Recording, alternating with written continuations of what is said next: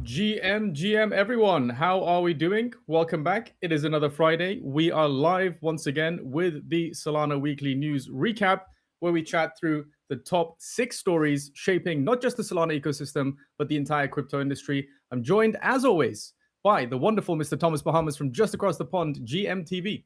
GM, happy to be back in the studio. Apologize for my audio last week. I think it's a little bit better this week. It is significantly better this week. And as you can see, Finn, unfortunately, is out of office this week. So we are joined by none other than Professor Mooly Sagiv, who's going to be talking to us all about DeFi security, the ongoing crisis. But let me do a quick little intro here. We have another surprise for you. It's an extra special week. We have Sheldon from the SolanaFloor newsroom, who's also going to be joining us later on to chat through some of the biggest stories, because it has frankly been a wild, wild week. The last 48 hours in particular has been very much up and down. So happy to have our editor-in-chief unpacking all of the noise, the news, and the signal, including, of course, some of the updates from Seeker Summer, which is live. A quick little note here, the 25 million SKR tokens will be available to claim by airdrop recipients today at 4 p.m. UTC. So if you are a Seeker, like Thomas and I, then go and check that out. But first, as you can see, we are going to be chatting with Professor Mooly Sagiv today, who's our very special guest for the week. And the reason, unfortunately, is that DeFi just had another brutal 48 hours. DefiTuna, unfortunately, disclosed a $580,000 exploit. Apparently, the attacker has been identified. The team is working towards a resolution, so that is good news. But outside the Solana ecosystem, Ostium halted trading after an Oracle-related exploit drained roughly $20 million from its liquidity vault. Now, I think part of the frustration here for DeFi users is that the attack vectors keep changing. It was smart contracts, it was bridges, it was oracles, it was private keys, now it's front ends. Most scarily, social engineering attacks are also plaguing DeFi. So the question for us is no longer whether one contract was audited, it's more about whether the entire system can actually be secured. With that, luckily for us, our guest today has spent his entire career on exactly that question. So Professor Mooly Sagiv is the CEO and founder of Certora, formal verification firm trusted by some of the largest protocols in crypto, and they are now securing over $100 million across DeFi, now also working alongside Solana Foundation. Mooly, thank you very much for joining us today. Welcome to the show. How are you? I'm doing well. Thank you. Thank you for having me. Excited to be here. Excited to get chatting with you. Unfortunately, it's not under the nicest of circumstances, but it is a very important and necessary conversation that we have to have with you today. So let's start with a very quick intro from you in case any of our listeners haven't heard of Certora yet. Very quickly, how would you explain Certora in about a sentence or so to a DeFi user?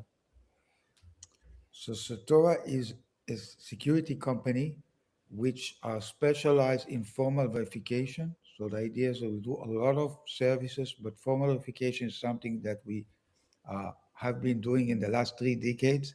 And the dream is to make formal verification that can be used by everybody. And that's Certora in one sentence. So that's something that we're going to get into. I've seen this mentioned online as well, that formal verification is now for everyone. I do have a few questions about that. But before we get into the specifics, there's no way of sugarcoating this, unfortunately. So we're just going to say it. Q1 and Q2 were some of the worst quarters for hacks and exploits across DeFi. Over $600 million lost, guaranteed to be gone now. And it seems we're not quite over the hurdles yet because, again, DefiTuna and Ostium that we just mentioned are now among the victim list, let's say, over the last 48 hours. My question to you is 2026 really a disastrous year for DeFi security, or is it actually getting safer in some sense and we're paying more attention to it? We feel worse because we're in a bear market. It's a great question. I think the answer is that I think it is getting worse, but hopefully in order to get better. The idea is that we are seeing many of these hacks are resultant of the basically things that we started in the past. And people are using more and more AI tools, and people are understanding more and more the attack surface. So my feeling is, yes, it is bad.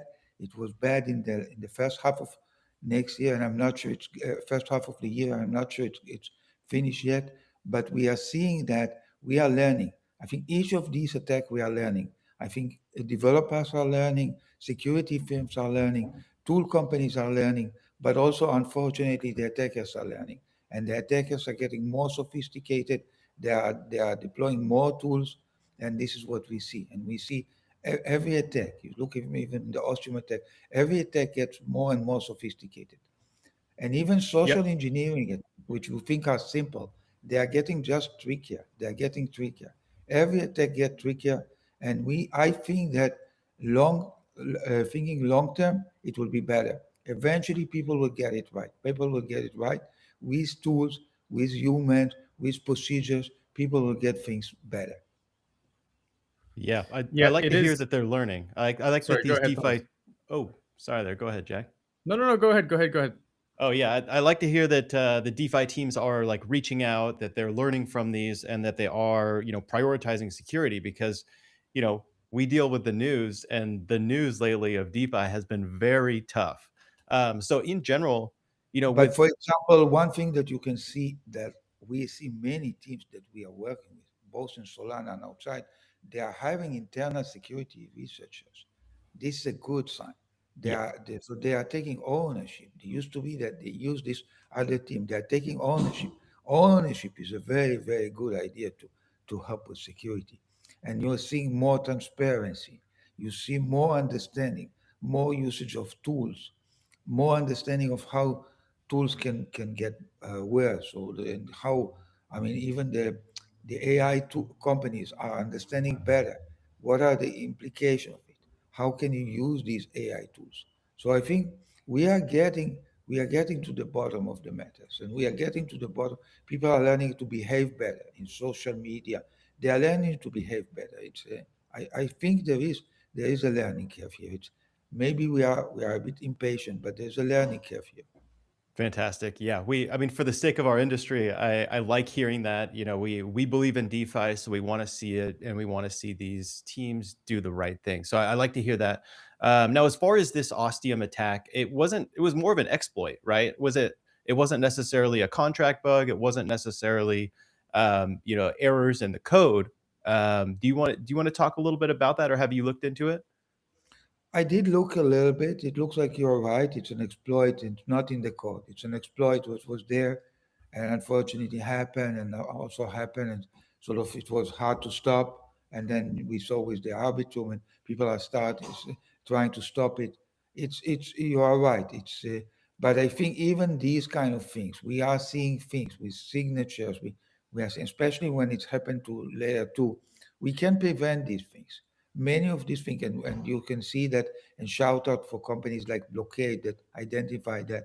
So we see that in fact the monitoring teams are actually more and more understanding this. So it's a nice thing that the monitoring system of Blockade identified it. It is a simple attack. We can actually prevent many of these attacks, and I think going forward we'll see fewer of these attacks. We are seeing fewer of the attack, and we will be able to secure more and more code. We will be. I don't know if you. We will be. I don't know if you guys look in what we published yesterday about the stake pool. I don't know if you did something. So we will be able to prevent many of these attacks. That's the hope. Yeah, Now, just quickly before sorry, apologies. I want to make sure all of our listeners are up to speed and we're sort of all on the same page with some of the technicalities that we're discussing here today. The consequences are obviously hundreds of millions on the line. So just very quickly, this is something that I saw online in the last sort of 24, 48 hours. Mooly, could you explain why formal verification is now for everyone, what exactly it is, and how we're sort of using technology to make it more accessible by individuals? I realized that previously it was something that was sort of gated in the sense that you needed a PhD to understand what exactly was happening. But I understand you guys are democratizing access to it. Can you explain that process? So I do want to do it, but before I want to explain what happened before. So what happened before is that we, thanks to Jito and the Solana Foundation, we had using our own security researcher and formal verification in the stake pool. And the stake pool is one of the most interesting libraries. And it was audited by the best security teams for about 4 years. And I think there's 4 billion there. And we look into the code with our people, not with democratizing. And we found many, many issues which were acknowledged and fixed. Okay? And that's great. And this now, thanks to Solana Foundation, all these errors are fixed. But we are asking ourselves, in the age of LLM, what will happen? And we think that in the age of LLM, what happened, and we are seeing it already, that every new model brings new risk. Every new model brings new risk. So we are asking ourselves what can stop it. And we think, at least in terms of the code, formal verification is one way to stop it. Because every time you find a bug by an LLM or by human, you can write a property, and then you can, in fact, enforce this property and formally verify that. Once you formally verify that, you can actually prevent against the new attack.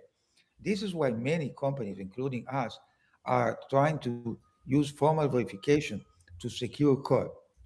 The interesting thing about LLM also makes formal verification necessary, but it also makes formal verification easier. And that's what we are doing with this new tool.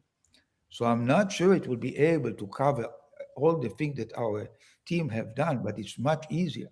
And what we are seeing now is that in formal verification, there are sort of three problems coming with the informal specification, going from informal to formal, and going from formal to proof.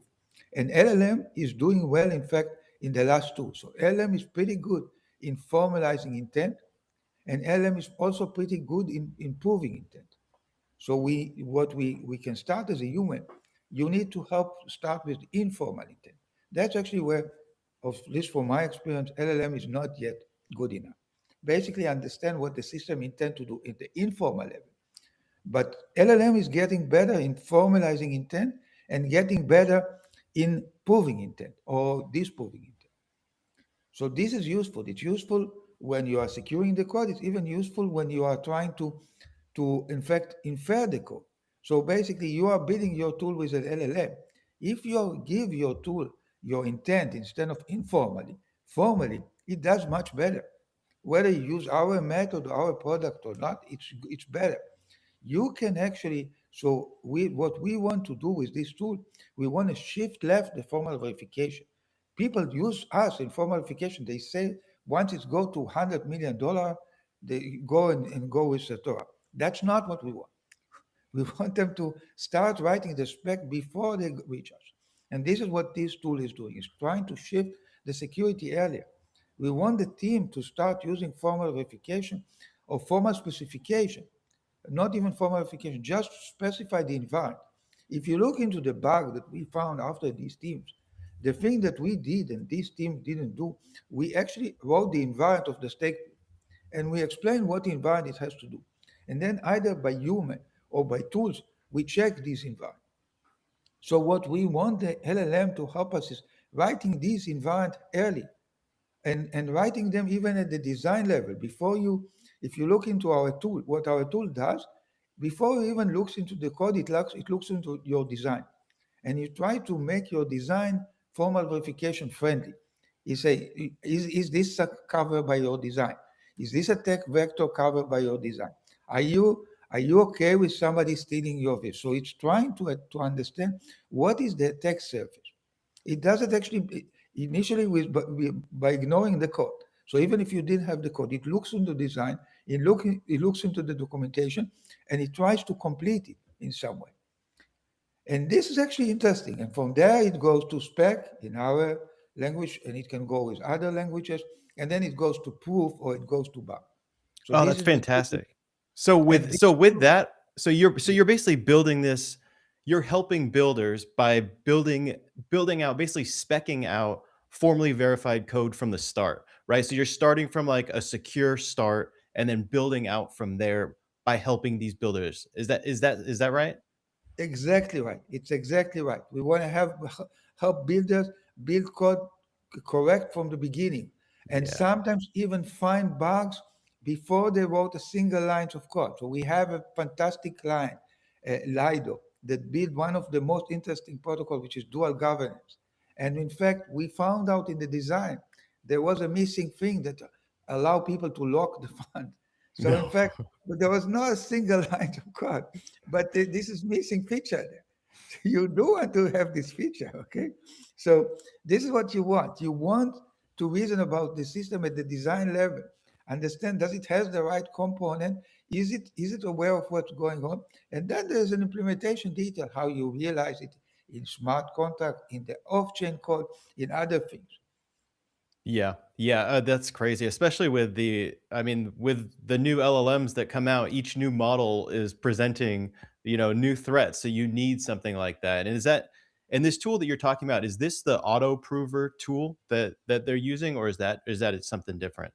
Yeah, it is the Autoprover tool. At the moment, it's for Solidity, but thanks to Solana Foundation, it will be built for Solana too. So the idea is this is something, and it's actually for smart contract, but it will be available for standalone code. We are talking to companies. We want to make it available for every piece of code. And in fact, Amazing. it can work on code on chain, off chain. It will understand a lot of things of your code. At the moment, it leverages existing LLM, but it can also use open source model. It can use other things. I have Fantastic. a potentially difficult question about Autoprover, and this is partly coming from the community as well. And I'm sure many people are thinking about what happened in the last 48 hours. With what level of certainty, Mooly, can we say that Autoprover, formal verification, etc., could have helped prevent what happened to Ostium, what happened to DefiTuna? Are these problems that could have been prevented, mitigated? What's your read on what happened in the last 48 hours? So I think the answer is that yes, we could prevent some of these issues, and but I think the problem there, and that's what we are seeing, and it's with Autoprover, the quality of tool like Autoprover at the moment, I have to be Moses is not yet clear. We are trying to build another tool that we built earlier, which is called Gambit, try to understand the coverage of these tools.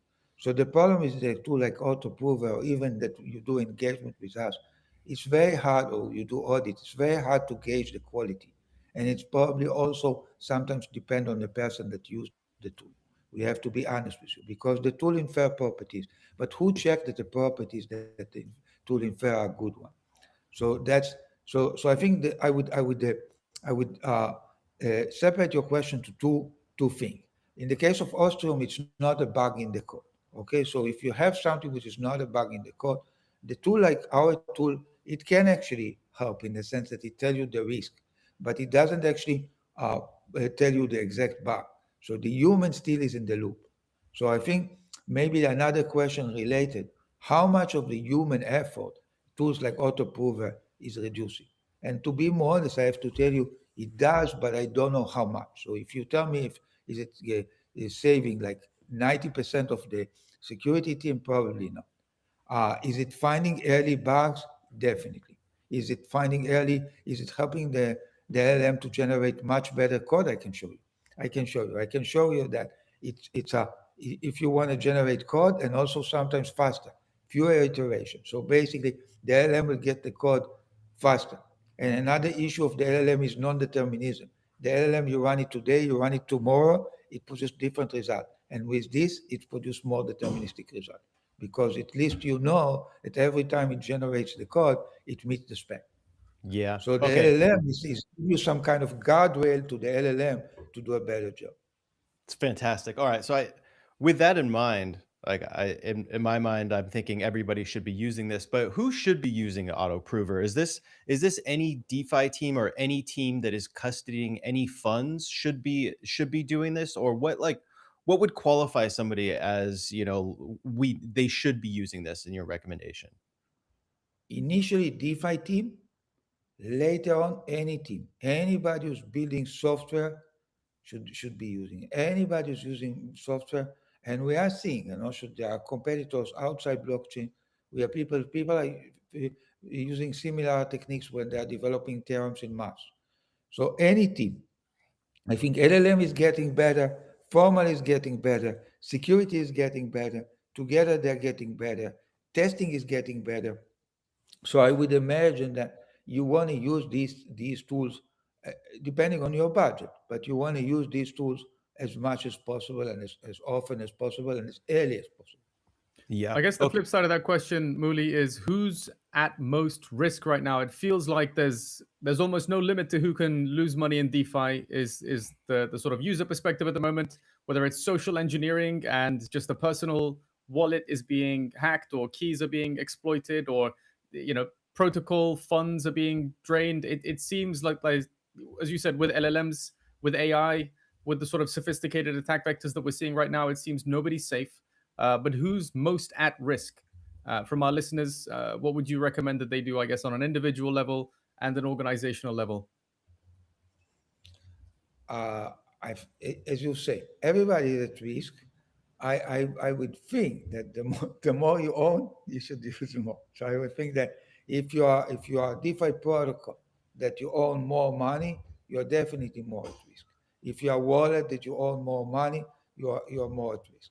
I think for individual teams maybe easy. I think and for institution for people who are dealing with a large amount of money, it's at risk. And we have seen it in Solana, we have seen it in the EVM. The more you have funding, the more you have TVL, you are more at risk. But I think that you want to use this technique even before you are at risk, because you will prevent many of these issues. Yeah. Yeah. All right. I've got to ask the Zcash question. Oh, so when I think about like the asset that has been, tested, and there's like the big AI paradox with them, it brings me to Zcash right away, right? So, on one hand, they found a 4-year-old bug based off of, I think it was Opus 4.8. So that bug, triggered a massive panic, but they were able to fix it. They created a whole new pool. I think it's formally verified by a couple different places. They have Mythos that's looking at it for more bugs. It's going to be quantum recoverable. So it seems like they're taking a lot of the steps that are needed moving forward. Like, would you say that their playbook of what they've done is a good example of what teams should be doing moving forward? And like, what's your take on the Zcash situation?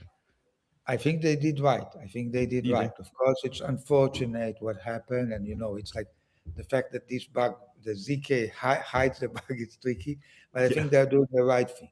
They engage with many teams. They are trying to understand what it is. I think, to be honest, it's not completely clear to me. I don't want to scare anybody, but I don't know exactly about. There are risks in different level of the ZK.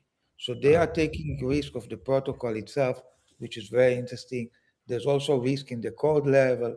So the issue that you can never cover everything, but Yep. you want to cover with ZK, which is so fundamental, you want to cover as much as possible. So you want to cover at the design level, you want to cover at the implementation level. I think they are doing the right thing. They're engaging with as many teams as possible to basically try to see what they can prevent. Everybody realized that people are looking at them, and they have big roadmap for formification, other methods. I think both in the old code and new code. Mhm. I think they're doing the right thing. I think there's never, and I think the formal verification is definitely the right tool for them. And they engage with different teams. I think initially they started design level. Now they're thinking of the implementation level.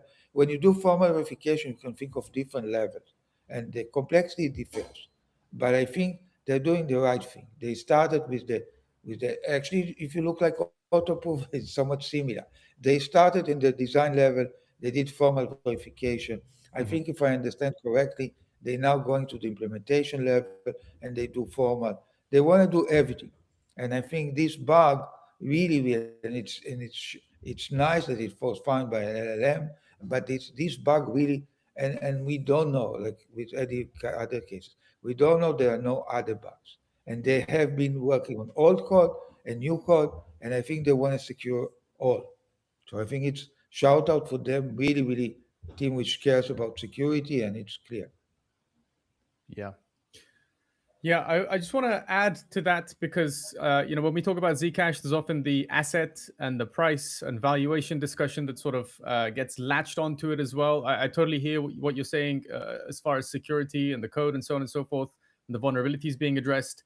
But then you have very prominent members both in the Solana ecosystem and outside saying, "Look, Zcash is the future. It's eventually going to be valued at 10% the market cap of BTC." You've got people like Open Zeppelin's founder on the other end saying, "Look, doesn't matter what you do, all of DeFi is unsafe because of coding agents. You've got the threat of AI, you've got the threat of quantum. So my question to you is, how do you square that circle? Is this, fear mongering, or is truth as always somewhere in between? Or yeah, how should we start to think about this? It's going to appreciate in value, but the threat is also mounting every day through AI, through quantum. It's a very confusing place to sort of try and make sense of as a non-technical person. I'm curious how you think about it. Right. So I'm probably not the most objective person, but I like Manuel, but I like Manuel and I like OpenZeppelin, but I'm less scared than him. I'm way less scared than him. I think actually the end of the day, formal and other method will get it right. Software is built bottom up, and tools like ZK, we have seen it. I've been enough. I've seen things with operating system and other people will get things right. So I'm not worried so much about. I think the paranoia of this paranoia is always good in security, but I think I wouldn't worry so much. I would think that tools like ZK and like the Solana confidential transfer, all of it, like the Fiat Shamir, I think people will get it right with formal verification, with good design, with testing. People will get it right. I think I see LLM not as a threat. I see it's initially it's a threat, but in the long run, it's actually helping you. It's helping you. It's helping you get the code more secure. It's helping you get code easier to secure. I wouldn't worry so much. I think you can still have the LLM generating code agent and micropayment and other things, but I think it can do it in a safe way. I wouldn't worry so much. I think I understand this scary that people say don't use smart contract and use. I think I wouldn't worry so much. I don't think the truth is, from my Clear. understanding, the truth is much closer to the ZK system. Whether it's today or tomorrow or the day after, so I understand these people who are getting hacked today. It's not a great answer, but I think Yeah, the anxiety is definitely mounting, and every time it feels like we've sort of caught a break, there's a sort of period where we're thinking, oh, the biggest threat is maybe the Clarity Act or some sort of regulatory pressure.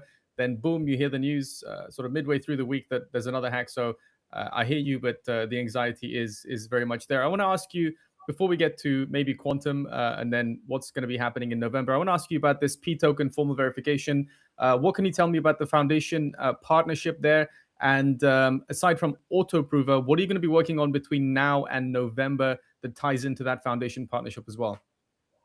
yeah, so P token is pretty interesting what we did there, because one of the biggest problems for verification is what are you actually formally verifying? Because we have seen cases that people formally verified code and they found bug in it. So the question is, the biggest problem for verification, what have you verified? And the P token is pretty nice. We proved that in fact the behavior before and behavior after is the same. So we at least prove that there are no more new bugs in the sense. And that's very interesting. And this is something which is unique about our technology, because it's written about the low level code. So it's basically this idea that it's going to make things that it's something that is important. So basically, and this is what's required by the Solana Foundation and by ANZA Foundation. So we actually prove some properties, and that's also something nice about Solana, that the team is technical to be involved in the formal verification process. So they come up with the informal properties that our team is verifying, which is nice. And we're going to do it also soon for a much larger protocol will be announced. But we're going to do this for the confidential transfer too. So we are going to secure everything in the code with humans and with other tools. So we are planning to secure the confidential transfer and other things for the Solana Foundation. I think it's nice. This is a code which has been, we have seen huge bug bounties. We want to actually, and the same thing that we did with stake pool, and the stake pool, from what I understand, the Solana Foundation want to make it immutable, which is lovely. So we want to be able to secure more and more building block of the Solana ecosystem with human and with tools. That's what Fantastic. Yeah, that's we love to hear it. I want to see that. And look, a quick practical question for our listeners before we let you go shortly. So Zach XBT just came out. He had a Telegram post where he says that the best hardware wallet is an air-gapped iPhone because all other standalone hardware wallets are terrible. Do you agree with this? I wish I knew. You wish you sounds good. Sounds good. Yeah. I feel like that was an interesting one. And you know, we're big Solana Seeker phone guys. So The next question was going to be like, what do you think about the security of the Solana mobile? Because it seems to take it one step further than that. It is seem to take one step, and it's very interesting. It is very interesting. It is very interesting that you guys are taking this, and it's very interesting. I think it's a very interesting take for the Solana Foundation and for you guys to do. It's very interesting. Yeah, it is. Yeah, it is. Mooly, I guess the most practical takeaway for any of our listeners and us, both as Seeker users and Android users, iOS users, generally people that like to use digital assets on the go, what is your sort of go-to piece of recommendation about safety in general? Is it about where to keep your funds? Is it about maybe don't keep your funds anywhere? Put it in a bank account? What's the sort of one big takeaway for our listeners today and us as DeFi users in terms of how we can keep ourselves safer going forward? I think the understanding what you do is the key. I wouldn't go as far as to keep your fund here or keep your fund there. I have seen that, in fact, even now in the bear market, investing in DeFi makes sense. There is a way, and specifically, we can see that many of the protocol that we work with, they are taking safety very, very seriously. I think that we are, and specifically on the Solana, we see many protocol are taking the security very seriously.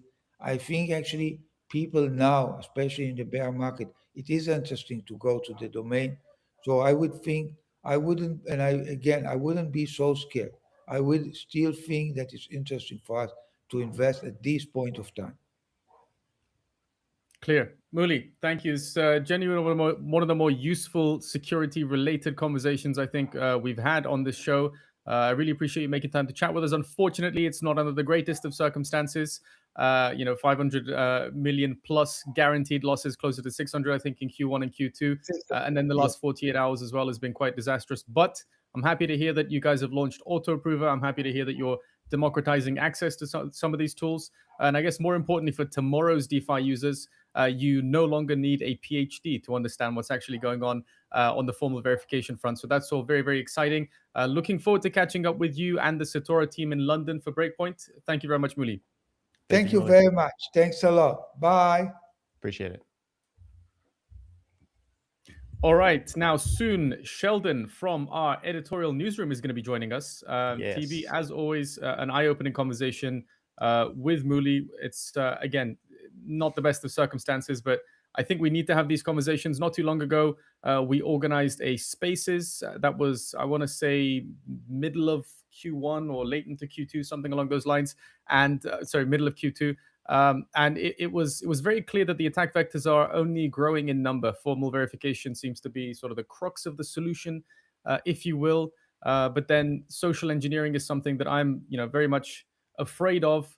The number of Telegram messages that you get has sort of increased. These random accounts messaging people. So, to our audience members, go and check out what Certora is doing. Try and understand what formal verification is, and obviously educate yourself on best practices as well, because it's important that we're all following safety and security tips in DeFi at the moment. It is a rough time out there. Now, Sheldon is joining us.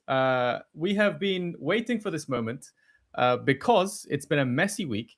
We're going to dive into the newsletter, which is as usual, written by Finn, who's out of office this week. So before we dive in, I want to do a quick macro check and get your vibe check on this, actually, because Senate Financial Services Committee is holding a Clarity Act field hearing right now. So we've gone from DeFi hacks all the way to regulatory uncertainty and political risk. Quite a spectrum of conversation here, but this is happening right now in New York. And as our regular listeners will know at this point, this is a serious moment. August 7th, it looks like, is going to be a bit of a turning point as to whether or not clarity is passed in 2026. If it doesn't happen, Senator Cynthia Lummis is basically saying that 2030 is the second chance that we get.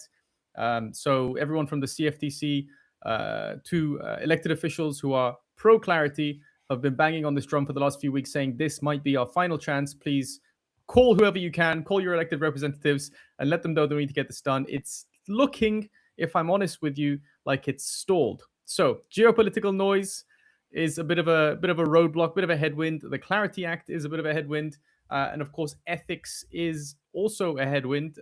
The Republicans, led by people like Elizabeth Warren, were basically saying, "Look, it's unfathomable that Donald Trump, as a sitting president, would earn $1.4 billion from his crypto ventures. He's out-earned every single publicly traded crypto company in the US. That's 2025 records. So they're saying there is a massive ethics problem as well that needs to get discussed. Now, on the flip side, as you're going to see in a second from this newsletter, almost every single story is fundamentally bullish for the Solana ecosystem and Sol. That's not just because we're biased, but because there's a lot happening. Yet, price is still where it is. We're very, very far from the all-time highs. Sheldon, square that circle for me before we start. How does it make sense that we have so much bullish news coming out of the ecosystem and price is still where it is? Is it because of these headwinds, because of this geopolitical uncertainty, and because of the Clarity Act? GM guys, excited to join you guys for the first time. I would say, there is more important things happening right now. As you might have noticed, today there is a news came out that China came out with a Kimi 3 AI model that took Anthropic's over a bunch of parameters, and that was shocking for the for the markets as well. And AI trade is unraveling right now, and everything is tanking. But I think this is the opportunity where the capital flight that happened from AI from crypto to AI, that is going to be reversed now, because there is no way these big companies can justify their capital expenditure, because China has the cheapest model now, and it can outperform Anthropic as well. That is going to be insane. All these AI trades, they traded like meme coins, went up 4,000%, some of them. And I think this is the chance, everyone who is in AI should pivot to crypto. Yes, If you you're in heard it AI, here first pivot from to crypto. Sheldon. There we go. Yes, This is if you're in exactly what we AI, needed, right? pivot to TP? crypto. I love it. Well said. That is very, very well said. Now I'm going to open the newsletter, which again was written by Sheldon this week. Before I do that, though, can I get a vibe check from both of you? You're basically saying, look, the AI trade is unraveling, but is it a catastrophe? TB, same question for you. Are we facing a potential catastrophe in crypto markets because of traditional markets? What's your sort of high-level vibe check? And then I'm going to open the newsletter. Sheldon, take it away. You go first. Yeah, I think if you look at crypto, Bitcoin has been at 60K for months now, and it has stabilized. It has not gone down. Even alts, they're far from their all-time lows, for this year. They have been stabilized as well.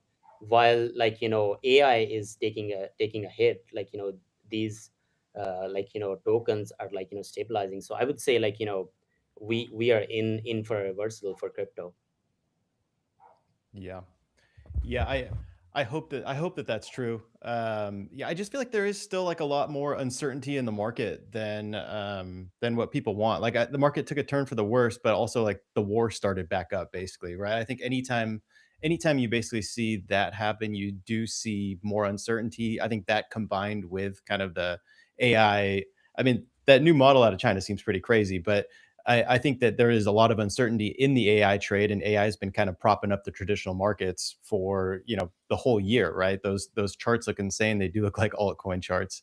But yeah, I mean, they are meeting with clarity. I think it's about a coin flip, right? Is it 40% It's even chance? lower now. I think it dropped Is it as far lower? as 37%. We covered it in print when it went to 49 because it was a coin flip, right? 50%. Yeah. It's actually lower. And then I think within the space of 4 or 5 days, it was down to 37. I want to say it's hovering around 40, but everything really hinges on this field hearing today. It turns out there are about 7 Democrats who could be swing voters, if you will. They could change their minds. And if they do start signaling yes, then I suspect those odds to go significantly higher in a short period of time. So if anyone's trading those odds on Polymarket, there you go. That's your alpha.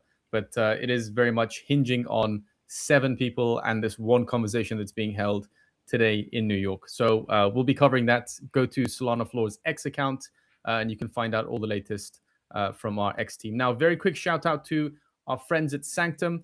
The Sanctum app is live both on iOS and Android, and of course on the Seeker, which is where it started.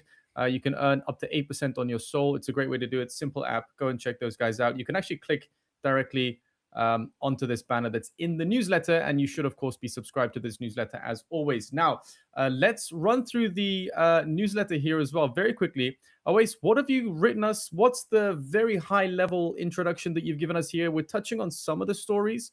I have a feeling that a mixture of this buyback story and what's happening over in Japan is the two sort of angles that we're going to be focusing on most today.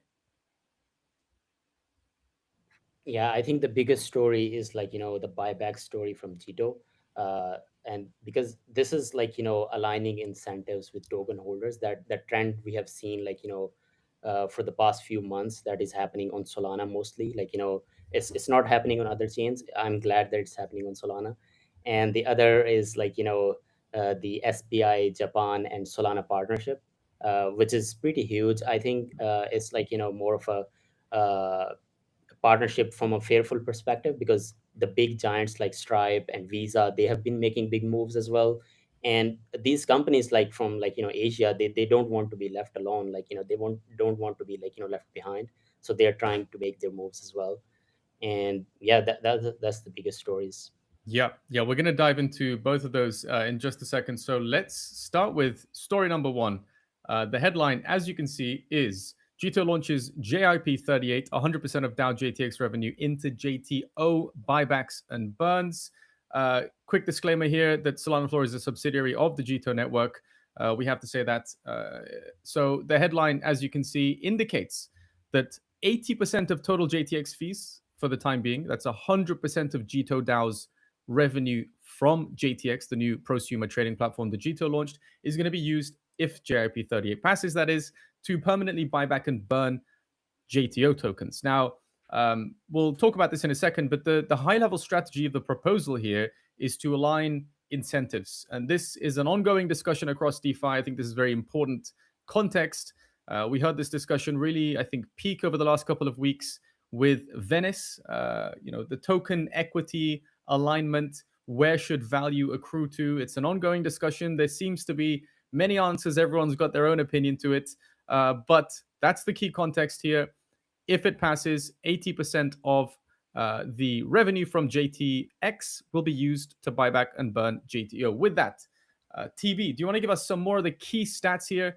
And then I want to open it up to discussion as far as how this advances this conversation of alignment with token holders, with equity, and with regards to the protocols that are issuing both. Yeah, they launched with a splash, right? So JTX is live, and on top of that, 80% of JTX platform fees are going to go to the Jito DAO. Like you said, 20% stays with JTX for development, and JIP38 would send 100% of the DAO's share to buybacks and burns. I think that a lot of people are pretty excited about this, right? This was basically like, you know, everyone was talking about how hype was, the only asset that was really investable, over the last couple months because of this, right? They were looking at, all right, what can we do? Tokens on Solana aren't worth anything. The buybacks aren't going back. Well, Jito's taking a step back and saying like, hey, actually, we're going to be doing that. This is, I think, in my mind, one of the most exciting turns of the JTX launch, right? Not only are they creating a fantastic platform, they're also going to be providing value back to the token. So I like the way that they're thinking about the token. We talked about this with Lucas on the big picture, and they put a lot of thought into it, right? This is a team that's been here for, over 5 years, building on Solana, some of the biggest Solana bulls. So I'm really excited about the way that they did this. Yeah, and I mean this should run for quite a while. I think if this does get passed, it goes through until Q4 2027. It was authored by Dr. Nick Almond, the head of governance at Jito Foundation. So, I mean, a token-centric network is what they're framing this as, and it's extremely exciting the way that they're doing it. So, I think that there's a lot of motion going on with the launch, and I'm excited to see it. I'd love to hear a breakdown from Awais, and we apologize for continuing to call you Sheldon. It's a force of habit, but I like Awais better. Awais, let's hear it. Yeah, it's all right. Yeah, I think Jito has like, a long history with Solana. Like, they have been running infrastructure for Solana for a long time, and Yeah. they have been like, at the forefront, basically. And they did the airdrop, the first one, when Solana was at the lows, and that started a bull market for Solana and created a wealth effect. I think they did good by their users, and now they are doing good by their token holders now with doing this. And I think this is pretty bullish overall for Solana and the culture as well.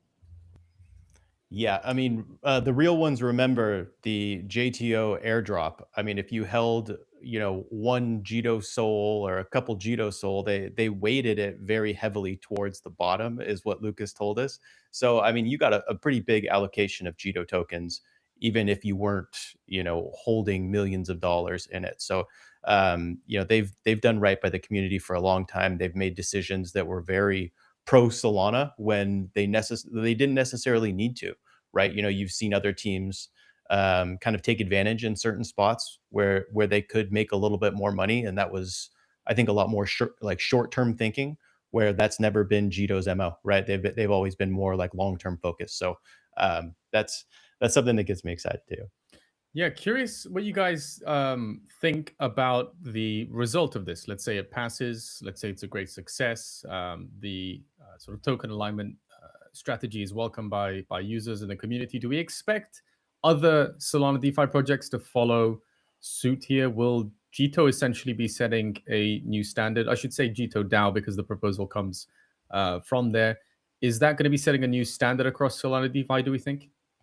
I think 100%. I think there is a big focus on tokens on Solana right now, right? We've seen too many that haven't accrued value, that people don't value, that are essentially sitting on the side of fantastic protocols that are essentially meme coins.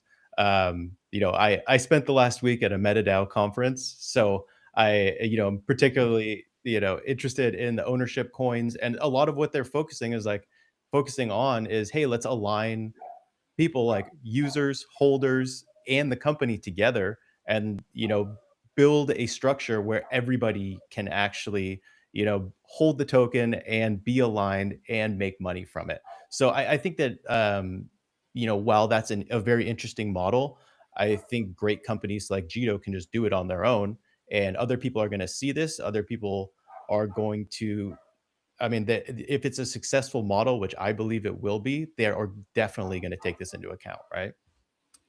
Interesting. Yeah, it seems to be one of the more aggressive sort of tokenomics proposals on Solana at the moment. We like to see it. I do hope that it's welcomed. And as you said, I do hope that it sort of contributes to this overall and ongoing financial innovation trend that we're seeing at the moment when it comes to tokens and alignment. So that's all net positive, I think. I like to think. I'm going to switch our attention back over to the newsletter for a quick second here because we have to get into story number 2 in the interest of time. And this is a banger. This is something that we've been talking about for a long, long time on SolanaFloor. It is, of course, real-world assets. We have mentioned many, many times the sort of milestones of the Solana ecosystem when it comes to real-world assets. You can see is Solana RWA holders hit 300,000. That is an all-time high on the network, and it takes the number 1 spot here. So Solana has definitively become the leading blockchain when it comes to real-world asset holders. We covered this. We have over 2,000 products. I think the all-time high was about 3.6 billion. The network now hosts around 3.32 billion in distributed real-world assets. As we've written here in the newsletter, the stocks on Solana narrative definitely continues to accelerate, with tokenized equity trading volume reaching a record $3.47 billion in June. And that gives Solana more than 96% of the market across blockchains. Absolutely incredible, whatever way you look at it.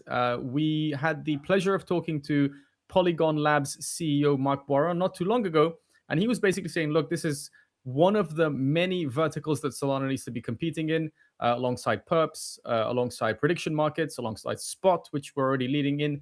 And you can see here that Polygon is also on this list. So with all of that context, I'm going to throw it to you, TB. What are the sort of key takeaways, key stats that you have from reading this RWA story? Because it is an ongoing discussion, and I feel like it's just getting started.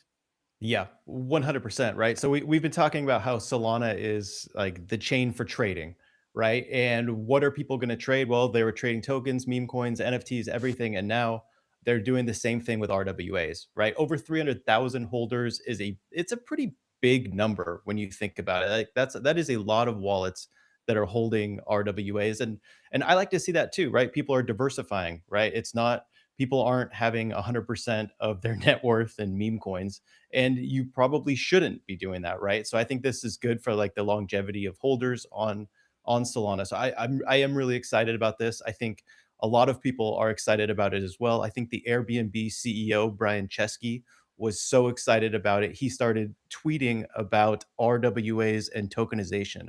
Was it really him or was he hacked? That's the question. This is the question, and I'm curious what you guys take of it is, because we saw many people saying nobody believes you. This is basically a PR stunt, but I don't know. It could be hearsay. Over to you guys. Yeah, I mean, think like if he did if anyone in crypto hacks an account, first thing they do is post a pump fund CA contract address. They don't do stuff do awareness session for RWAs. That doesn't make any sense. no, it makes no sense. I mean, it's gotta be some sort of publicity stunt, and it's a very, very interesting one. But I mean, if this was a hacker, like were they like setting up the token that they were going to launch? Maybe like I don't get it. It makes no sense to me. Yeah, Any for other context, explanation? if Only one. anyone missed this, I want to make sure everyone knows exactly what we're talking about, because it was big news, but it's possible you were preoccupied doing other things in life. So the Airbnb CEO says something real is emerging beneath the noise around real world asset tokenization. I feel like it's also been 12 months since anyone sort of wrote it out like that, real world asset tokenization. People don't really say that anymore. But he said most people won't notice the plumbing change underneath. They'll just wake up one day and owning anything anywhere will feel obvious. Then, of course, things really started hitting the fan. And yeah, sorry, take it from there. I just wanted to make sure everyone was on point. Yeah, I Yeah, I mean, think only, oh, good. only other explanation that this was not a hack, or maybe if this was a hack, and he didn't posted a pump fund CA, that means he was pretty religious about RWAs. He was into it like a religion, and he just wanted to do awareness for public. Uh, Otherwise, I personally I don't think it was hacked. It's just a publicity stunt. Just a fellow RWA maxi spreading the good word, maybe. But yeah, sorry to divert the conversation. I just feel like that was like such a hilarious topic that you guys were talking about. I wouldn't have even thought of that being a marketing campaign. But back to the RWA numbers on Solana. So Solana's for trading, right? 300,000 people are holding these. They're trading them, and I like to see this, right? So people aren't just trading, whatever meme coins. It seems like there has been a lot of liquidity lately and a lot of memes, but people are trading real world assets as well. And the cool part about this is there's over 400 tokenized stocks that we have available, right? I was looking in JTX to see like, all right, like maybe I'll look up a couple tickers for token or for RWAs and for stocks.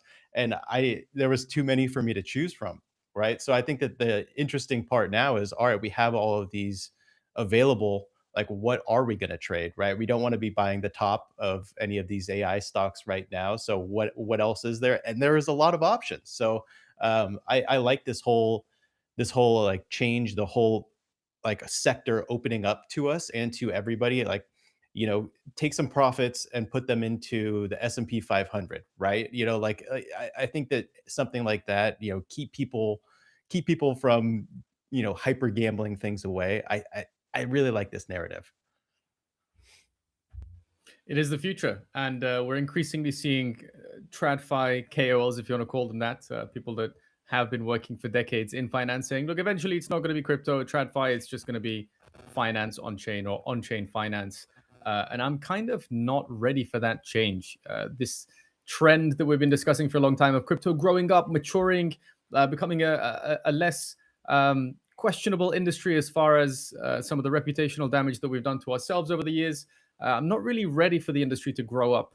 I don't want it to just be on-chain finance. I want that core crypto energy of some absurdity being available, whether it's through meme coins or just degenerate speculation on chain.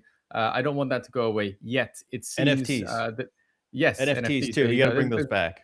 Many expressions of it, but I don't want the industry necessarily to just grow up and become sort of absorbed into what it was designed to challenge in the first place. That's my main concern. But another angle here that's really worth mentioning is we were talking with Mooly just a second ago, the Certora CEO, one of the biggest formal verification and on-chain security companies, and we're talking about security and what you can really trust on chain as a user.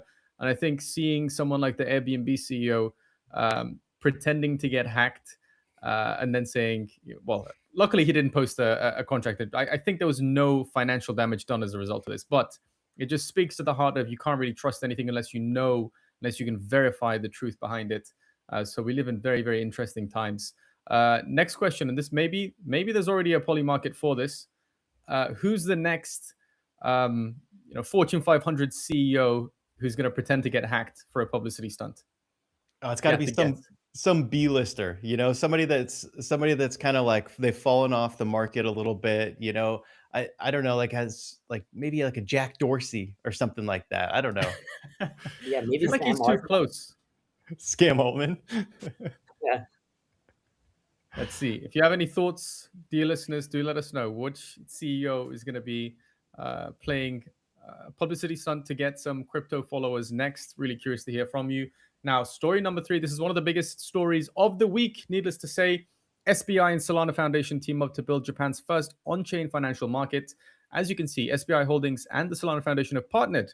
They're building an on-chain financial market in Japan focused on stablecoins, tokenized assets, institutional services, cross-border settlements, and, as you probably expect by now, payments for AI agents as well.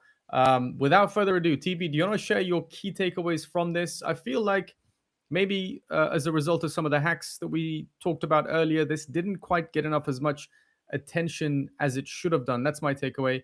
How do you feel?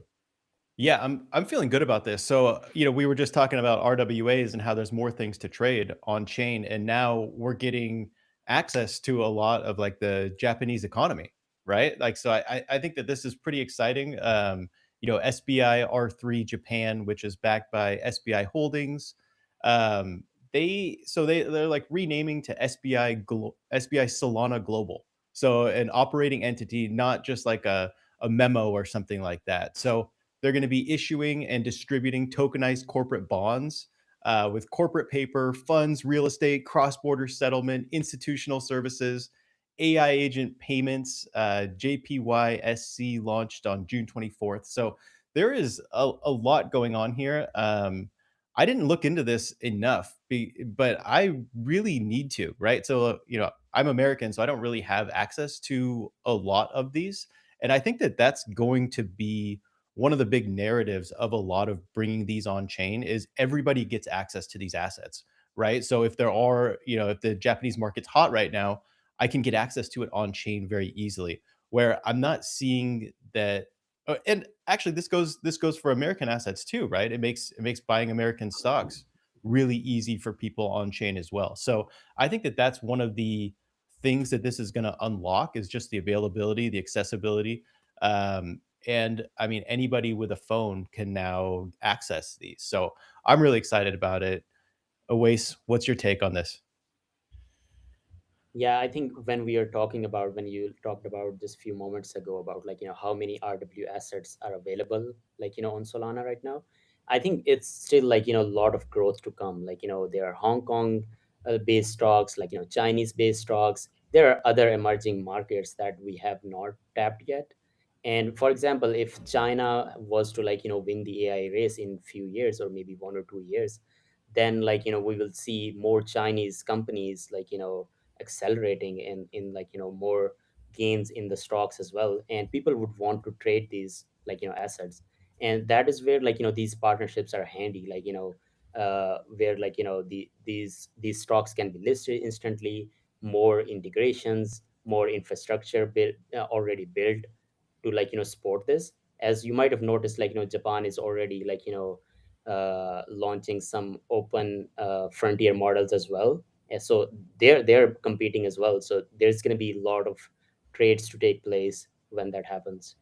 I Yeah, hate to bring it back to regulation here, but I feel that a lot of people are making this point, and it's an important one. It's worth repeating that Japan basically now has their version of clarity, and we're still stuck. As we mentioned earlier, the Senate Financial Services Subcommittee is having a field hearing today in New York, and I think the outcome of that is going to be very critical in terms of understanding where clarity goes, whether we get it passed in 2026 or not. But one of the major concerns has for a long time been that if the US doesn't do it, another country will.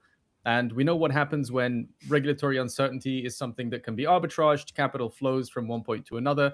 For a long time, we saw the Monetary Authority of Singapore, the MAS, lead the way. Then we had VARA in the UAE, who was leading the way. And both of these sort of developments opened the floodgates. Similar experiences with Kazakhstan, if you follow that story. Once regulatory clarity is reached in one area, and again, it can be arbitrage, capital tends to flow that way. So congratulations to Japan for doing this, and I really hope that the American regulators take heed from this and pass their own version of clarity. Do we feel that this will in any way motivate those 7 swing voter Democrats that we were talking about earlier? The fact that Japan is now paving the way, Americans want to onshore this. We heard Scott Bessent talking about this very openly. Do we think this is going to be a motivator for the Americans to get their act together? Yes, I think it will, and I think America wants to lead on a lot of these fronts, and to see somebody else kind of like take the steps and beat them at it, I think that's gonna push them a little bit more.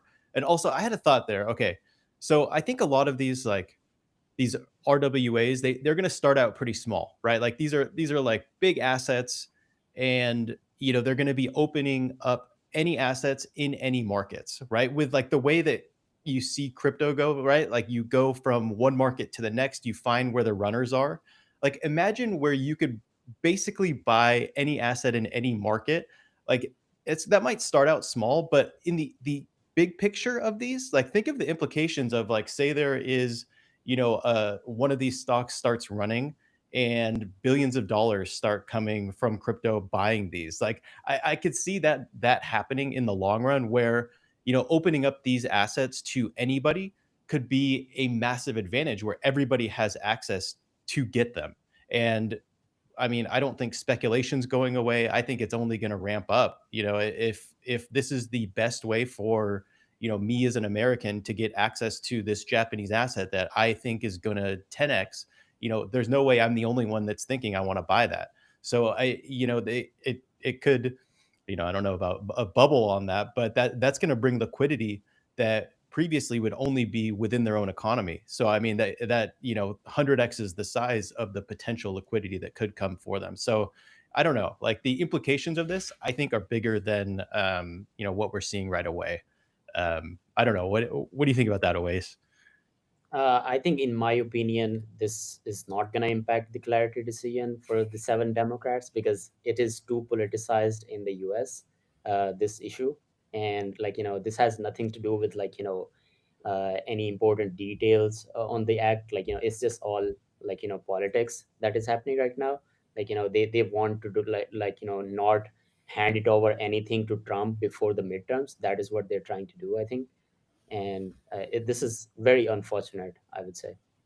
It is. Yeah. It is. And with that, it is worth saying congratulations to Lily Font Foundation for signing this MOU. And another angle that I want to tie this into is Seraphim from Foundation, who we interviewed as part of the Big Picture episodes, season 1 a few weeks ago. And he was very aggressively pushing this stocks on Solana, SOS narrative.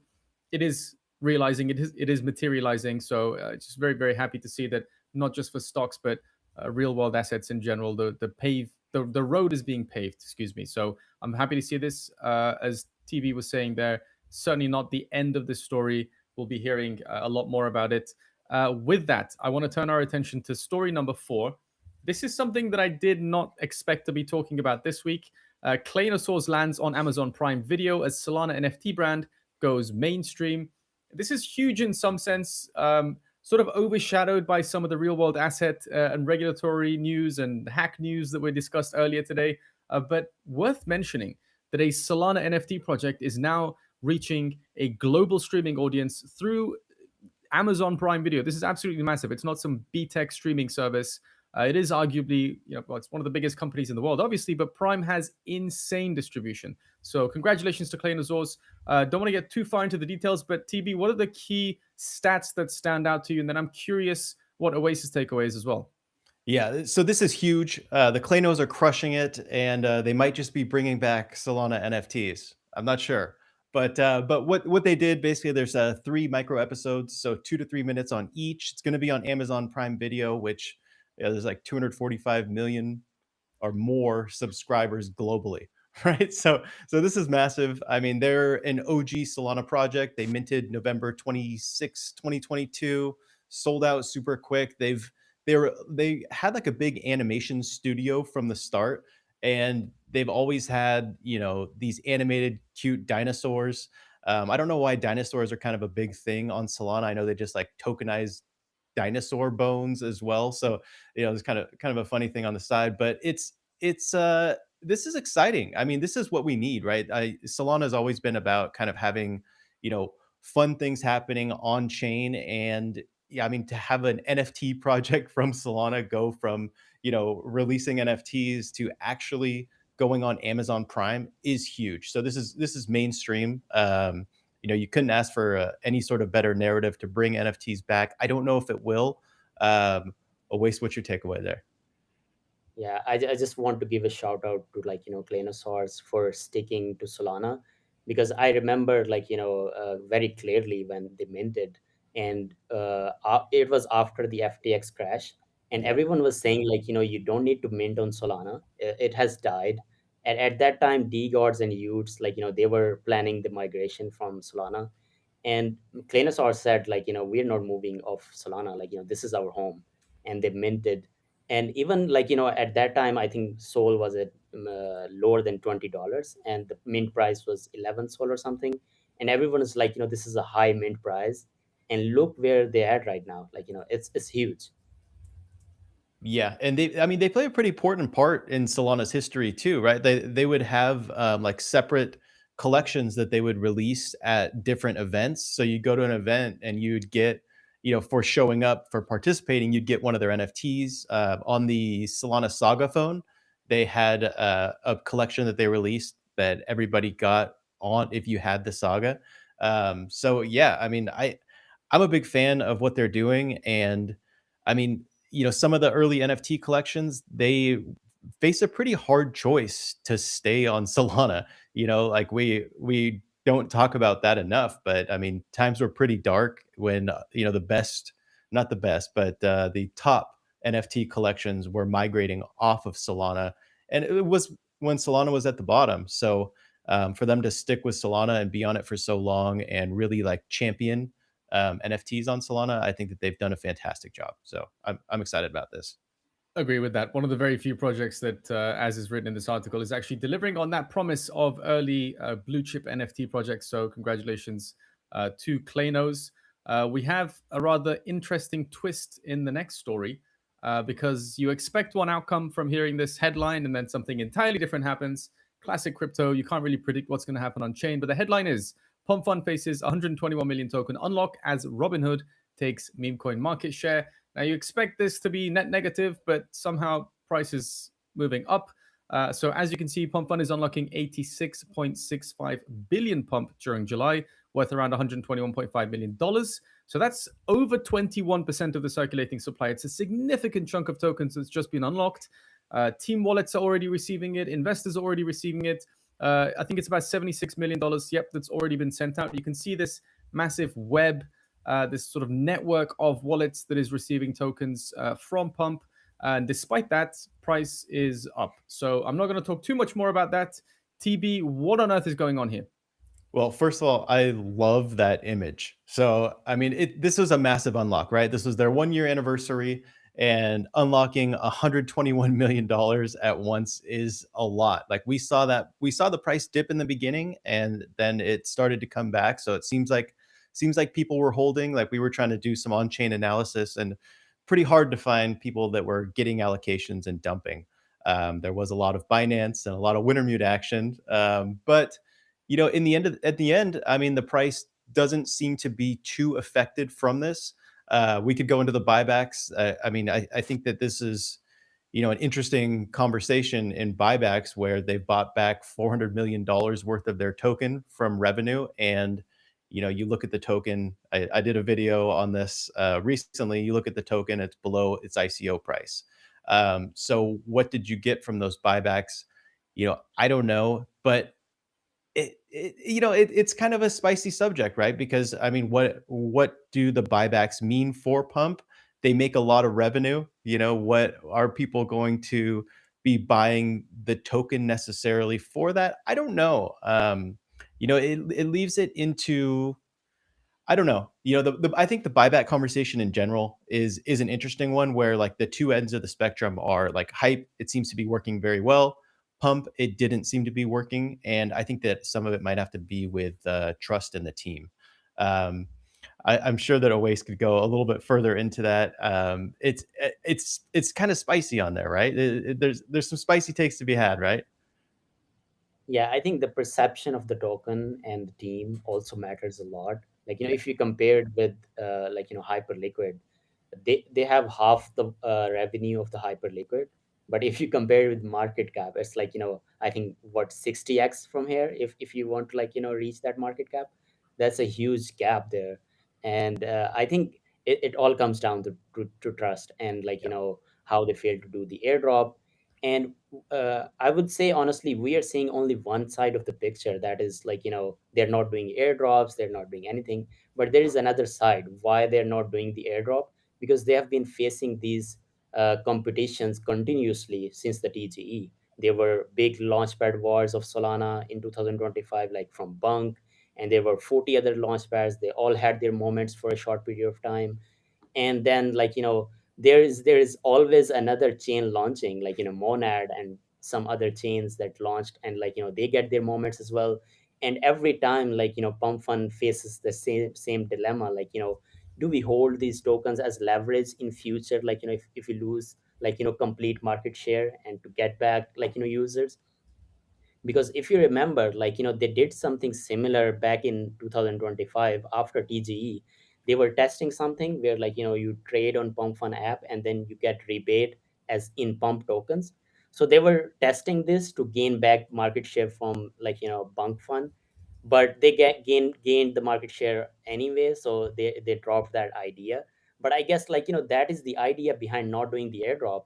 They're always facing the competition. Everyone is trying to take over them every month, and they do get the takeover for a few days. So I guess that's their biggest fear. Yeah, I mean they're the king, right? Like that, like it is hard to deny, like no matter what you think about Pump, they are killing it with revenue, right? All the controversy, they keep shipping, right? Like they have a bunch of new verticals that they bring out and they keep generating a ton of revenue, right? Like no matter what way you look at it, people say that meme coins died. Even when meme coins volumes were down, they were still making a lot of money, right? So, one of the clearer ways to distribute that is to buy back the token, which they did. But yeah, I don't know where that goes. I don't know necessarily what you're going to do to pump up that token. But I mean, you know, if you look at what they're doing, they're putting a lot of money back into that token, and they make a Mm. lot of money. Like it's hard to deny that, right?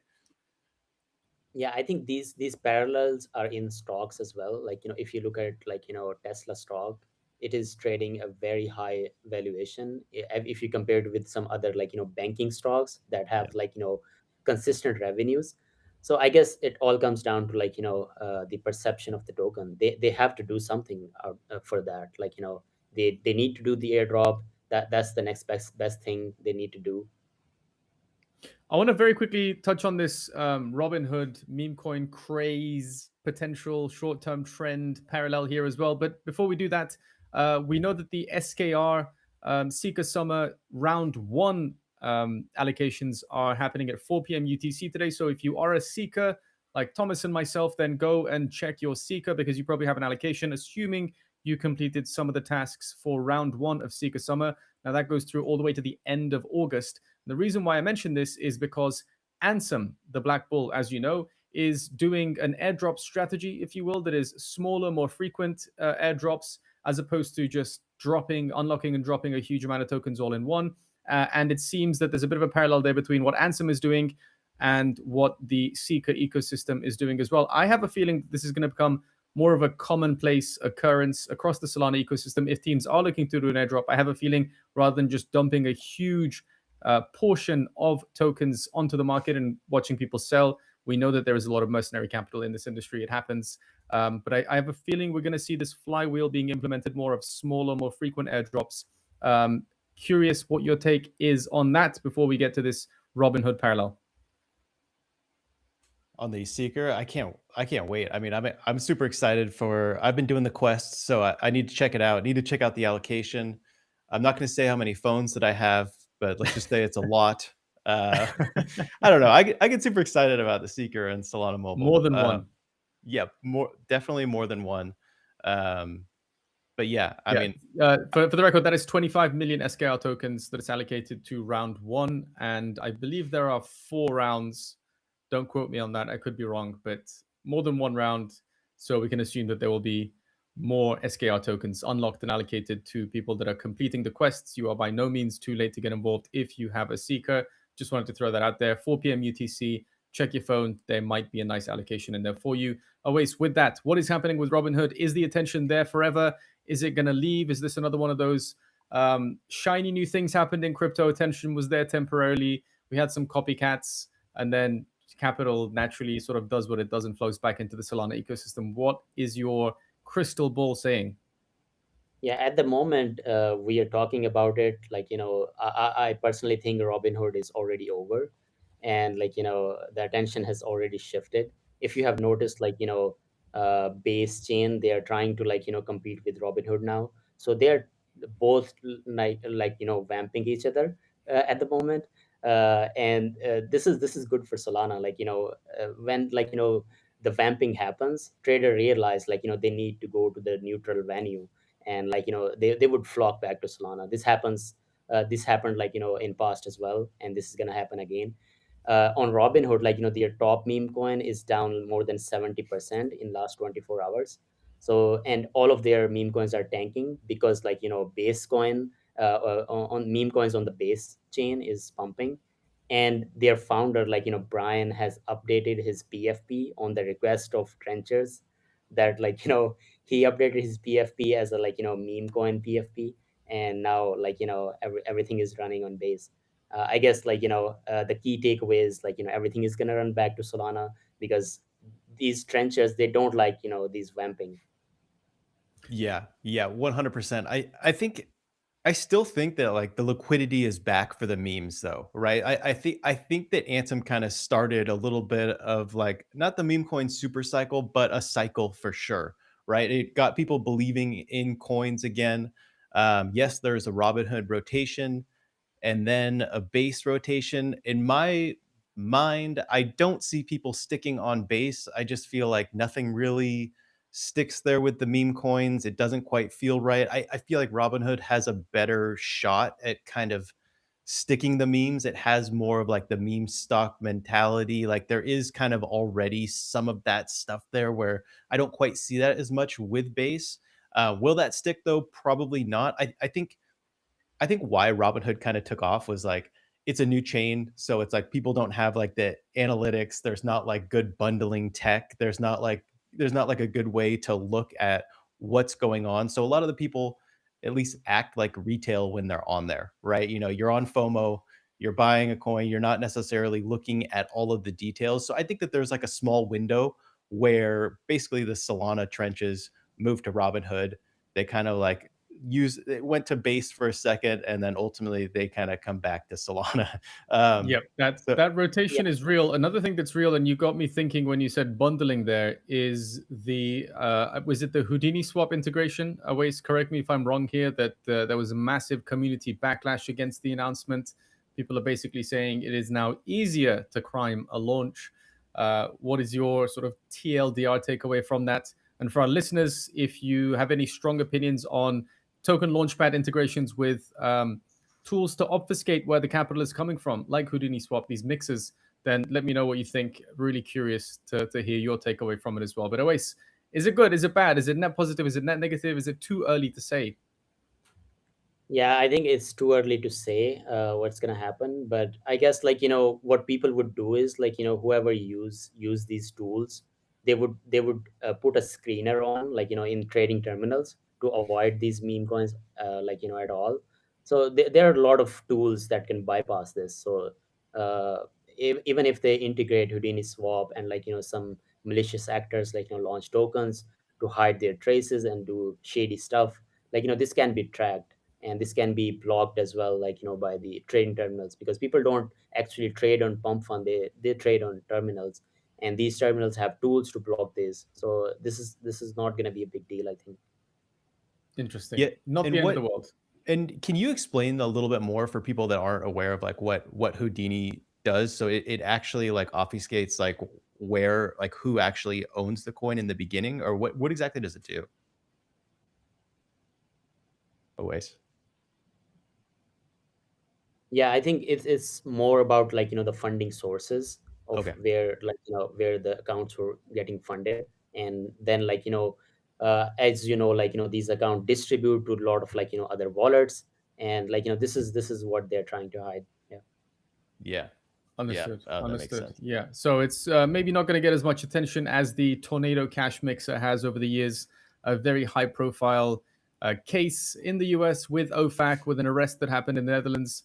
Had the pleasure of making a small documentary on that. So if you are interested, go and check that out. But yeah, I'm fairly confident that the Pump Fund and Houdini Swap integration isn't going to be making as much of a splash as Tornado Cash has over the years. Now, with that, I want to turn our attention to story number 6, right before we get to my favorite part of the newsletter, which is the honorable mentions, followed by the stat of the week and the state of Solana in a tweet. We have story number 6. The headline is Jupiter Gasha launch sparks $3.3 million in pack openings within the first 22 hours. That's a huge achievement for both Jupiter and Collector Crypt. As you know by now, we've been talking about this TCG, on-chain TCG bonanza for quite some time. Collector Crypt hit $1 billion in cumulative volume. They've been crushing revenue milestones as well. They are now also live with a Seeker summer campaign. I think the code is cards20, and you can get a discounted Seeker. And if you do that, I believe you get a free $50 pack rip. Again, don't quote me on that, but it's the equivalent of 100,000 points.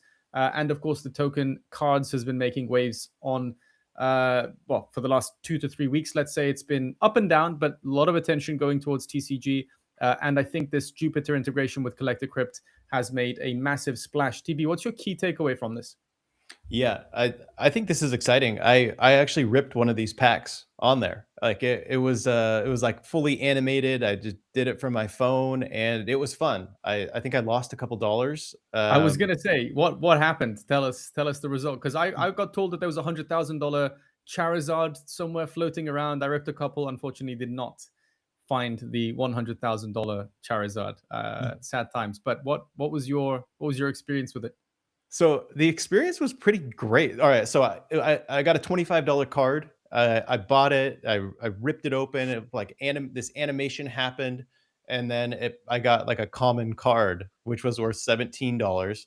So I just sold it back. So like it was like a, I don't know, it was like a lottery ticket or something. It was a rush. I had a ton of fun doing it. I kind of want to do it again, except Well, I think that's the risk, right? Is that you end up treating your Soulflare wallet, your Jupiter wallet, your Seeker wallet now as well. These are the 3 wallets that you can rip packs directly from within, and I think the risk is that it ends up sort of turning your wallet into a slot machine.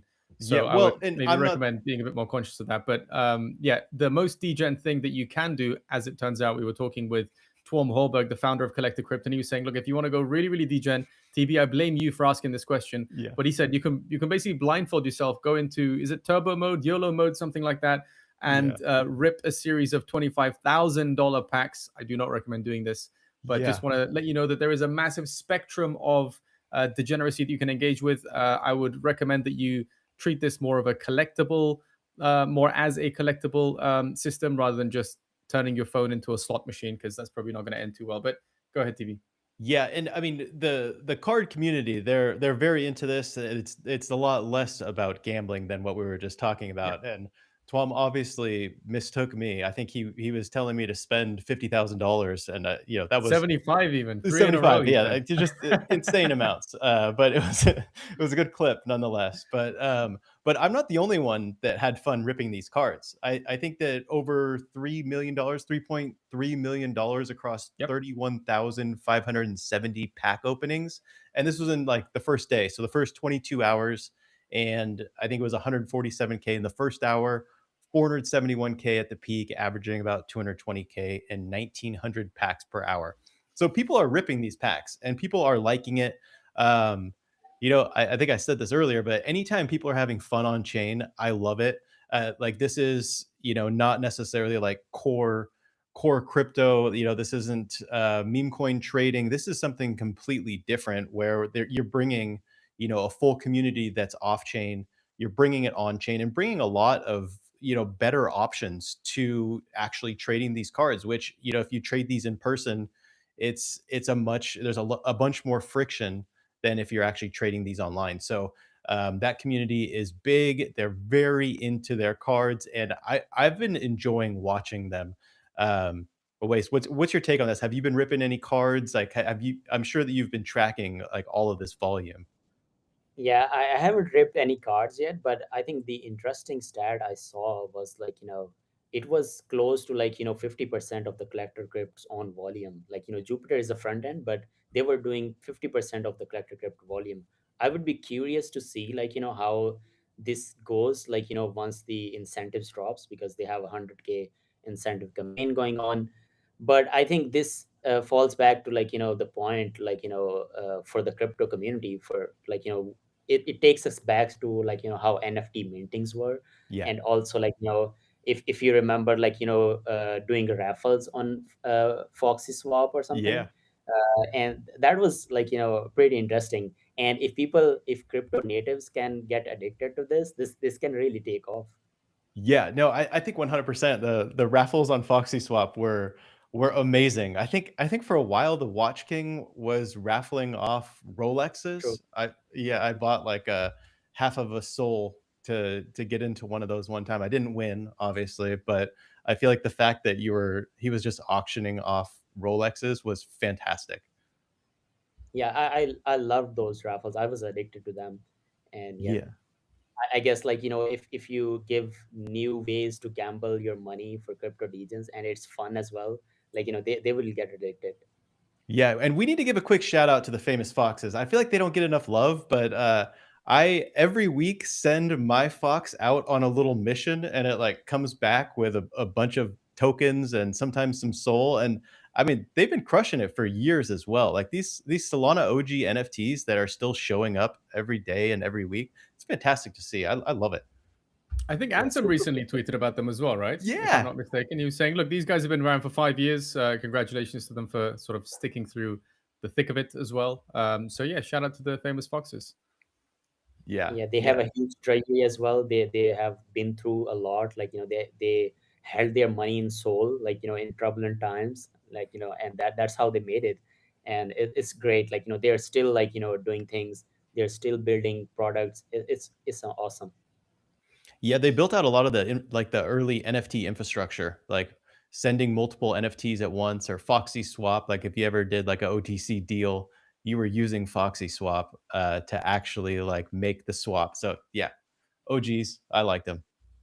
Absolutely. Now, in the interest of time, we do have to dive into these honorable mentions. It is a longer list than usual, as you'll notice. So I'm going to do my best to get through them as quickly as possible. Then I'm going to throw it to you, TB and Awais, to see what your favorites are. We start with the honorable mentions for this week. SBI and DGFT launched JX, Japan's first on-chain equity strategy on Solana.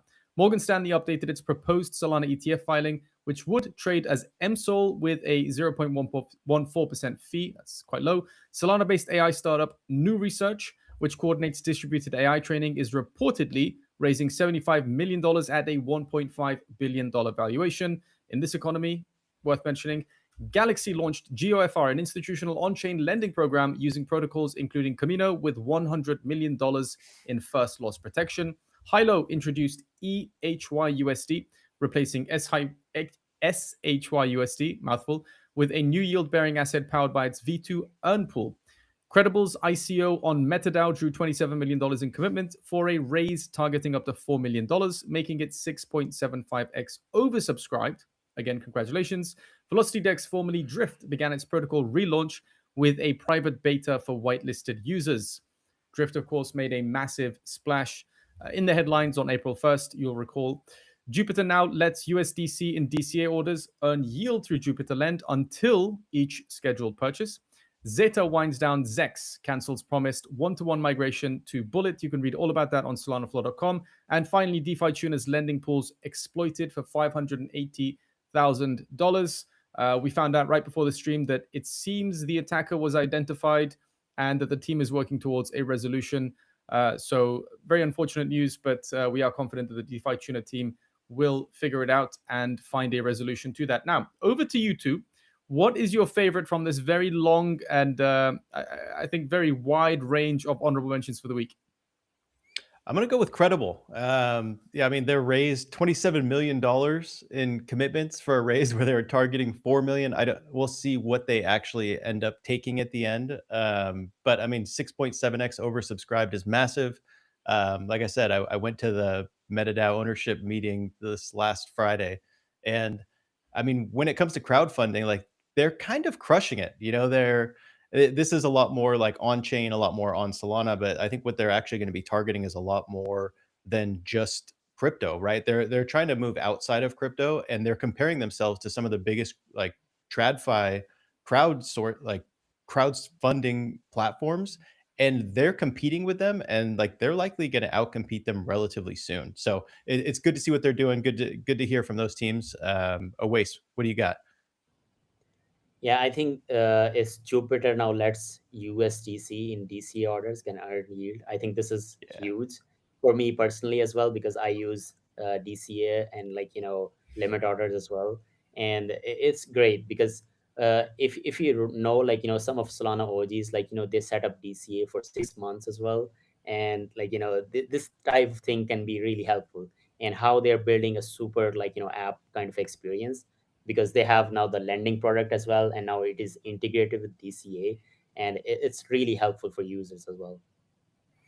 That's awesome. I am going to agree with you on that one. I think idle capital actually generating yield and rewarding people that trust DeFi, that trust some of these OG Solana protocols is a huge development. What do we want at the end of the day? We want more capital to be safely on chain. And I think rewarding people for trusting Jupiter enough to use capital there as DCA orders makes absolute sense.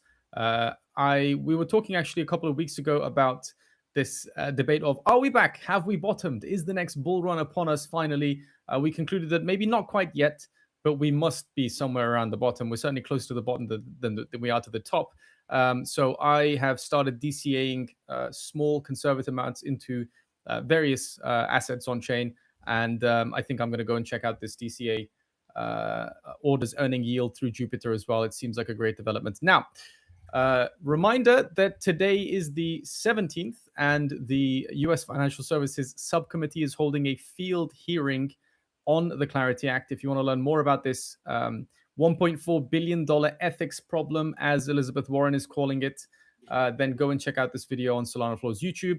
If you want to find out more about when, if ever, Pump is going to do an airdrop, that's another video that you can find out.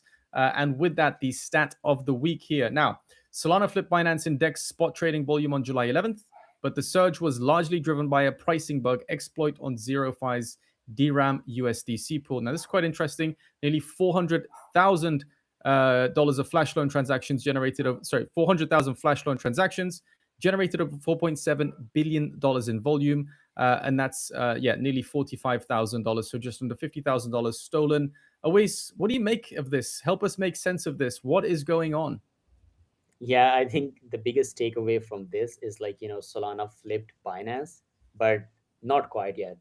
So it actually flipped after a long time, because first time it flipped, I think it was when Trump coin launched for a few days. That is the only time it ever happened, that any DEX surpassed Binance in spot volume. So this was the second time that it happened. So that is why it made us wow, this happened, but not quite. So Yeah, we'll yeah, get there at some point, though, right? It's destined to happen. yep, Is it inevitable? Yes. yes, Good. 100%. We like that. We like that. Now, State of Solana in a tweet. This is another banger from Mert, I have to say. How come Sol holders aren't called soldiers? Literal soldiers in the trenches. It's perfect. It is perfect. It makes sense. Needs no further explanation, I think. Did Shout someone out to make a Mert for coin coming for out. that? Pardon? Did The someone make a yeah, coin for that? I'm Probably, sure. right? There's already a coin running. Yeah, of Probably. course. Of course. As you would expect, the trenches do what the trenches always do. The token apparently exists. No endorsement from us there. That is your week from the SolanaFloor news team. Another quick shout out to Sanctum here before we go. The Sanctum mobile app is live on Seeker, Android, and iOS. And you can earn 8%, up to 8% APY, I should say, on your Sol directly through those apps. Pretty straightforward. Generally, one of the strongest consumer-facing DeFi products on Solana right now. And the Sol-denominated TVL continues to go up and to the right. So shout out to our friends at Sanctum. If you want to find out more about Certora and this Autoprover that they've launched, then go and follow Certora. Mooly is the guy leading the charge here when it comes to Autoprover and democratizing access to some of these previously mega giga brain products, which you pretty much needed a PhD to understand. Proud to report that they are now making it a little bit easier to secure funds on chain across DeFi. And of course, if you want more of Finn's spicy, juicy newsletter, then you can go and subscribe to SolanaFloor. The newsletter is on the website. You'll see it as a pop-up. Finn is back next week with us. I want to say thank you very much to Awais for taking over the newsletter responsibilities for this week and talking to us about everything that's happening on chain in the US, in Japan, in Korea. Thank you very much for enlightening us. And here's the biggest announcement of the week. Next week, we have Trading Floor launching. It is a brand new thesis-based trading show. I want to say a huge congratulations to Finn and Thomas for getting that off the ground. Any final words about Trading Floor, TB? Any invitations? Anyone you'd like to sort of call up on stage to share their theses? Yeah, so we're starting out next Wednesday. It is going to be a fantastic show. So me and Finn are hosting it. People are going to come pitch us trades. Are we going to take them? Are we not? That is the big question. We'll have wallets that you can track on this. We have some banger guests already lined up. So I'm pretty excited. I don't know if we can actually leak who's going to be on just soon. yet. Very soon. Within the next 24 hours, we're going to be dropping that alpha. So go to SolanaFloor X account and you'll get the alpha there. But just to echo you, Thomas, it's going to be very, very interesting. And we are going to do this as transparently as possible. So you can actually go and submit your trade ideas, why you think it's a great trade. If you want to share your entry level, your stop loss, your take profits, you may do so. And our very good friend BM over at perp.so is building a custom tracker for us, which you will soon get access to. And we'll drop all of that alpha for you in the next 24 hours. Awais, any final words for our listeners, for our dear listeners, before we wrap it up for the weekend? Yeah, as I said, if you are in AI, pivot to crypto. Well done, well done. Love hearing you on here. Thank you, Awais, and huge thank you to Mooly for coming on as well. That was great hearing him. Have a great weekend, everyone.